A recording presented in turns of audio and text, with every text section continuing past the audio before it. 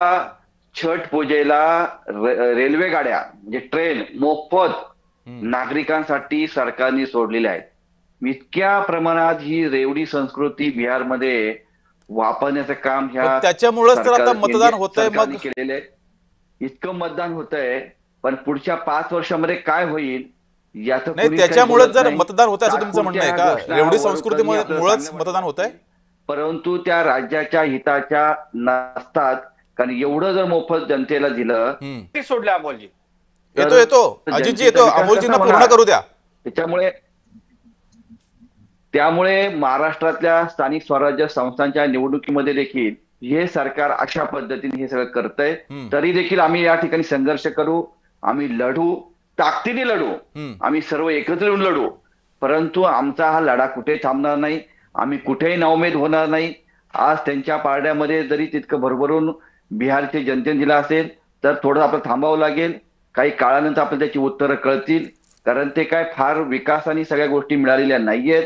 त्या ठिकाणी काही लोकांना भंपकपणे या ठिकाणी दाखवून त्यांच्याकडून लाभ मिळवण्याचं काम देखील केलेलं आहे। परंतु यामुळे आम्ही कुठेही नाउमेद होणार नाही।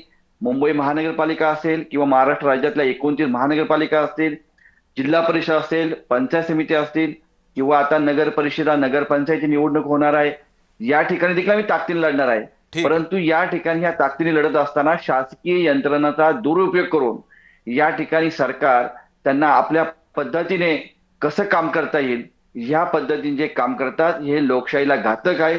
परंतु लोकशाही जर टिकवायची असेल तर विरोधी पक्ष देखील तितक्या पद्धतीने ठीक काम आहे. करण्यासाठी पाहिजे। हे बिहारच्या निवडणुकीने जरी आता हे एवढं त्यांना दिलं असेल, पण याच्यावरती आमचा देखील विश्वास नाहीये। ठीक आहे अमोलजी, तुमचाच प्रश्न घेऊन मी अजित चव्हाण यांच्याकडे जातो. अजितजी, थेट आरोप अमोल मातेले यांनी केलेला आहे की रेवडी संस्कृतीमुळे मिळालेला हा विजय.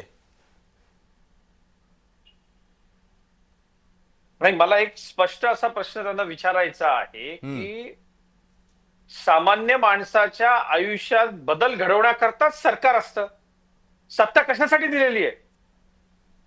यांच्या लेकरा बाळांना पुन्हा पुन्हा निवडून देण्याकरता, यांच्या प्रायव्हेट लिमिटेड पक्ष चालवण्याकरता, तुमच्या कुटुंबामधल्या लोकांच्या कारखान्यांची कर्ज माफ करण्याकरता, तुमच्या संस्था ज्या बुडालेल्या आहेत त्याचे पैसे सरकारने भरावेत म्हणून तुम्हाला सत्ता हवी होती का? इतकी वर्षे एक छोटंसं उदाहरण सांगतो.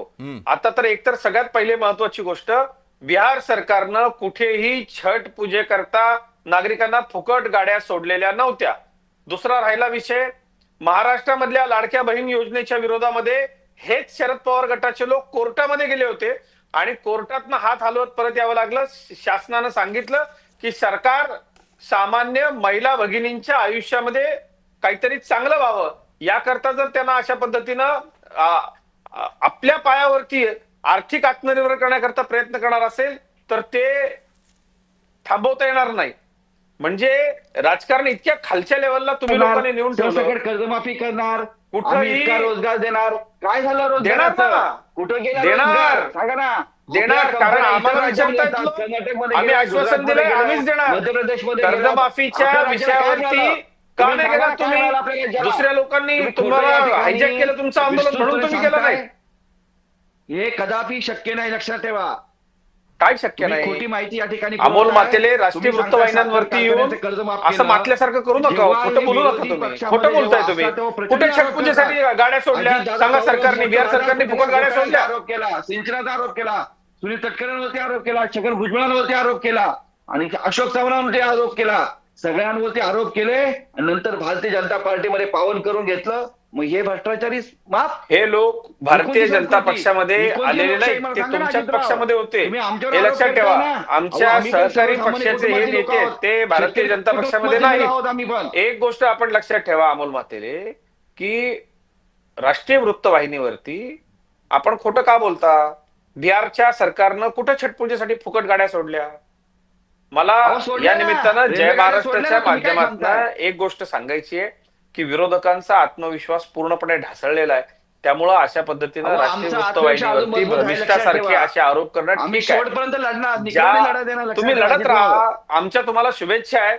आपण लढत राहा, आमच्या तुम्हाला शुभेच्छा आहेत, कारण जनतेच्या मनामध्ये भारतीय जनता पक्ष आणि मित्र पक्ष आहे, त्यामुळे आपल्याला लढतच राहावं लागेल। आपण लढत राहा, आपल्या लढाईला आमच्या शुभेच्छा आहे। पण ती लढाई सामान्य माणसाकरता, शेतकऱ्याकरता, कामगाराकरता, कष्टकऱ्याकरता होऊ द्या. तुमच्या लोकांनी इतरांच्या बरोबर हातमिळवणी करून आर्थिक बळकट असलेल्या क्रिकेट संघटनेच्या आणि इतर ठिकाणी निवडणुका लढवायच्या, ते तुम्हाला चालतं. तुमच्या विशेष प्रेमामध्ये असलेल्या नेत्यांच्या कारखान्याची कर्ज माफ करून घेण्याकरता दिल्लीला चक्रा मारायच्या, तिथे भारतीय जनता पक्षाच्या नेत्यांना भेटायचं, हे तुम्हाला चालतं. मुद्दा असा आहे याच्यामध्ये काँग्रेसमध्ये की ज्या होते, पद्धतीनं ते भारतीय ठीक आहे, जनता पार्टीमध्ये पावन झाले, त्यांच्या कारखान्याचे कर्ज माफ केलं तुम्ही. या सगळ्या राजकारणामध्ये आम्हाला पडायचं देताय नाही. तुम्ही, आम्हाला काय अमोल दोष मातेले, देताय? तुम्ही करताय हे सगळं. अमोल मातेले, आम्ही केलेलं नाहीये. आपलं मानसिक संतुलन ढासळल्यासारखं करू नका. आत्मपरीक्षण करण्याचा विरोधकांना दिवस आहे. आणि या ठिकाणी एक तर सगळ्यात महत्वाची गोष्ट मला सांगा, आपल्या पक्षानं बिहारमध्ये एक जागा तरी लढवली का? काय नैतिक अधिकार आहे तुम्हाला भारतीय जनता पक्षाला प्रश्न विचारण्याचा? तुम्ही तुमचं सांगा. राजकारणामध्ये हा सत्ताधारी अहंकाराचा प्रश्न नाही, हा प्रश्न नैतिकतेचा आहे. तुमच्या पक्षाची ताकद किती, तुम्ही बोलताय किती, तुमचा जीव किती? एक जागा लढवली का तुम्ही? भ्रष्टाचाराचे आरोप करताय, तुम्ही एक जागा लढवली का बिहारमध्ये? तुम्ही बिहारमध्ये एक जागा तरी लढवू शकलात का? तुमची पहिली नैतिकता बघा अजितराव. आमची नैतिकता ही शाबूत आहे. जनतेला माहिती, जनतेला उत्तर देण्याकरता आम्ही बांधलेलो आहोत. किंवा महाराष्ट्रापुरतं जर बोलायचं झालं, देश कमवला असं काही होत नाही, लक्षात ठेवा. तुमच्या प्रायव्हेट लिमिटेड कंपनी असलेल्या पक्षाला या महाराष्ट्राच्या जनतेनं नाकारलेलं आहे.